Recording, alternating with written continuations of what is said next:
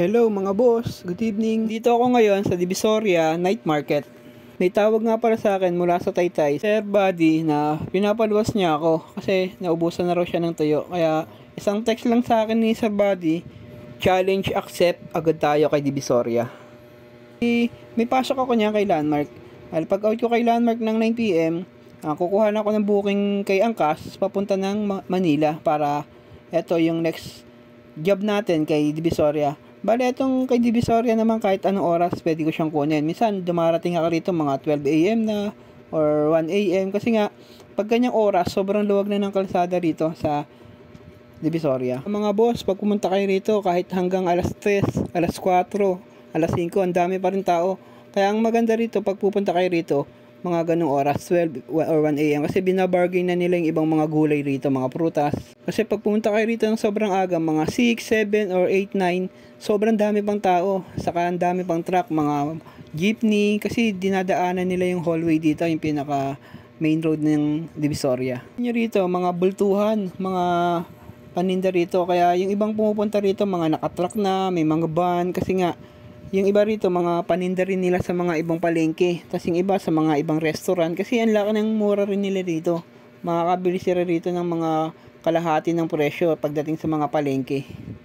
Saka yung mga nagtitinda ng paresan, dito sila siguro kumukuha. Kasi ang dami rito mga meat frozen, yung mga karne na sobrang tigas niya, mga galing freezer. Kasi yung mga price ng mga karne rito, mga baboy, baka, kalahati ng presyo yan sa mga fresh na mga baboy. Kaya solid kung nagnenegosyo ka, makakamura ka pag dito ka bumili sa Divisoria. Nandito na lahat, mga prutas, gulay, karne. Kaya dapat uusisahin nyo lang maigi kasi syempre may mga dati na tayong issue pagdating sa mga ganyang pagmura. Yun nga lang, kailangan sisiguraduhin pa rin natin seguridad ng mga kakain, ng mga iluluto, customer o mga buyer natin. Saka hindi biro ang mga nagtatrabaho dito, talagang mga buhatan, walang babae o lalaki, lahat nagbubuhat dito. Kaya dapat madiskarte ka. Kaya mapapansin nyo mga taga-tondo, mga madidiskarte yan. Kasi nga, lahat ng pagkakakitaan nandito na. Kaya asahan mo, pag batang tondo yan, makikita mo masinop yan, madiskarte yan. Bali ako na rin nagpack niyan. Bali itong mga kinarga ko sa motor ko, pumapalo ng mga 80 to 100 kilos yan. Kasi 4 na karton yan.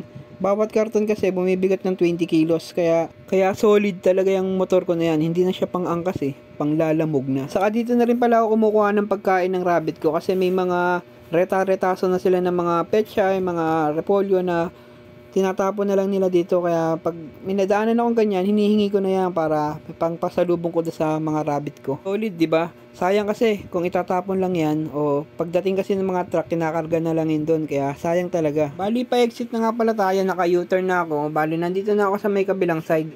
Sa kabilang side, makikita nyo pa rin yung mga kaliwat kanan ng mga tindahan ng mga gulay. Bali, chinek ko naman yung motor ko, yung gulong ko. Goods naman, kaya naman yung karga ko. Kaya eto, exit na tayo.